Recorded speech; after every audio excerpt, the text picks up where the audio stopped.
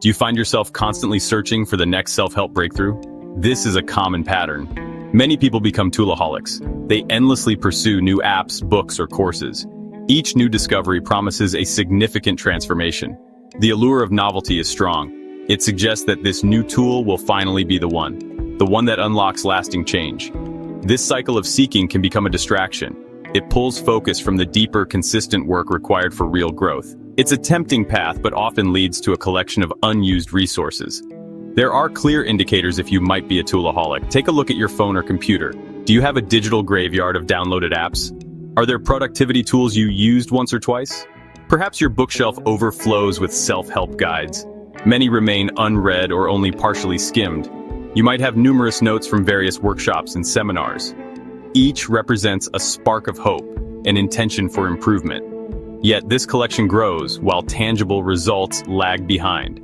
It can feel like you are making progress, but accumulation is not achievement. The initial encounter with a new tool often brings a rush of excitement. Discovering a new technique or system feels like a potential game changer. It offers a fresh perspective on old problems. It promises to simplify complexities or boost your efficiency. This feeling of hope and possibility is powerful. It can even become somewhat addictive. We envision a future version of ourselves, effortlessly improved by this single edition. The marketing around such tools frequently reinforces this illusion of an easy fix for complex challenges. This excitement is a natural part of exploration, but it needs to be channeled. Unfortunately, this initial enthusiasm often fades. The tool, when left to itself, does not magically bring about the profound changes imagined.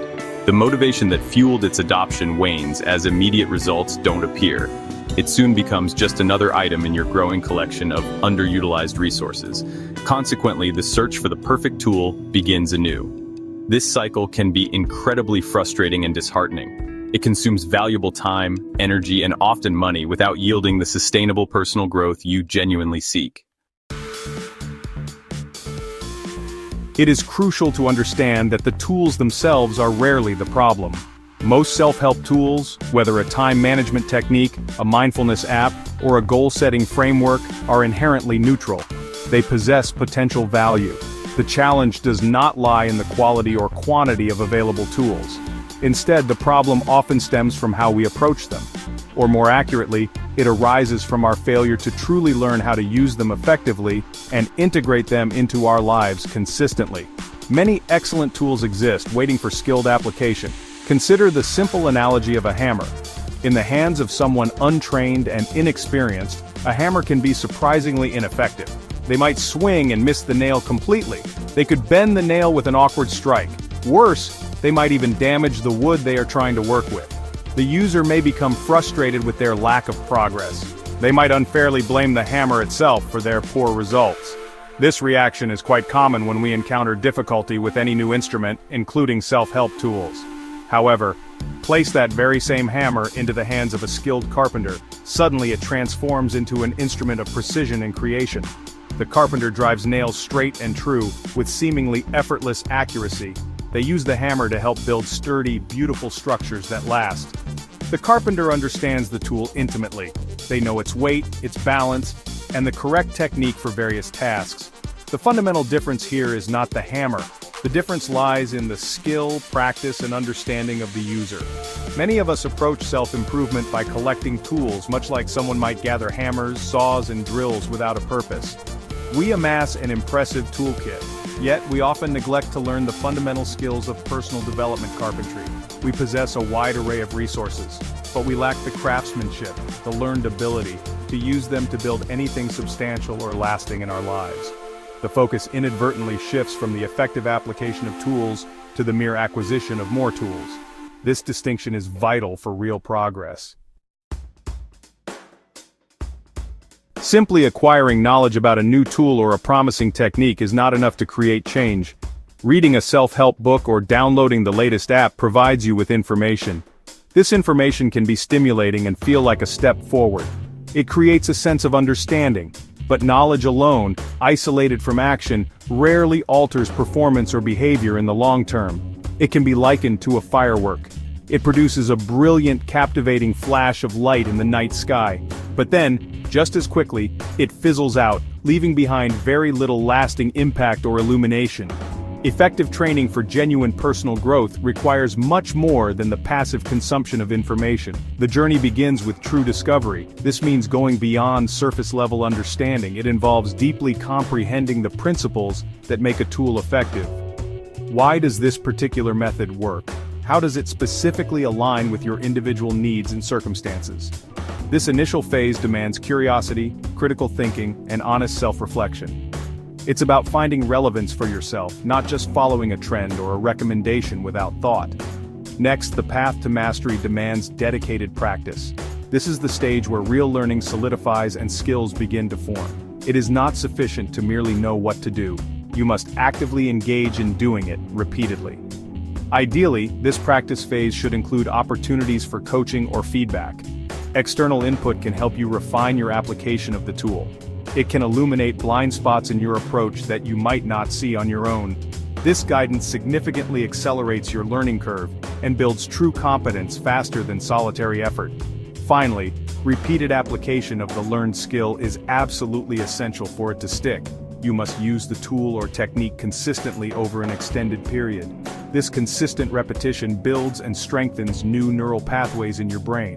It gradually transforms what was once a conscious and perhaps awkward effort into an unconscious, ingrained habit. This is how skills become second nature. This is the process through which lasting, sustainable change is genuinely achieved. It requires persistence and patience, far beyond the initial burst of enthusiasm for something new. To truly benefit from any tool and achieve lasting change, you need what can be termed the triangle of training success. This conceptual triangle is supported by three crucial and interconnected sides.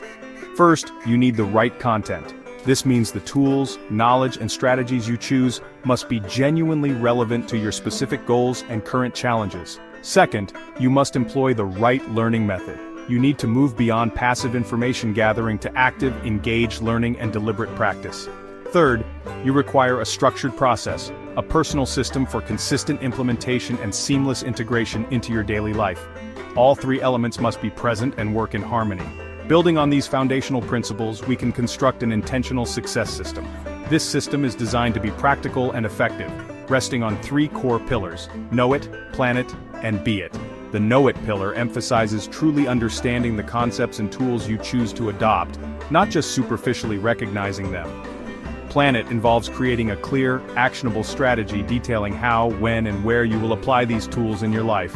Finally, be it is about embodying these desired changes through consistent, deliberate practice until they become an integral part of who you are and how you operate. So, what actionable steps can you take today to move beyond being a tool-a-holic? First, conduct an honest evaluation of your current collection of self-help tools. Which ones genuinely align with your most important, clearly defined goals? Be ruthless in this assessment. Decide to discard or archive those tools that are mere distractions or impulse acquisitions. Second, commit to deeply learning and practicing with only one or two carefully selected tools.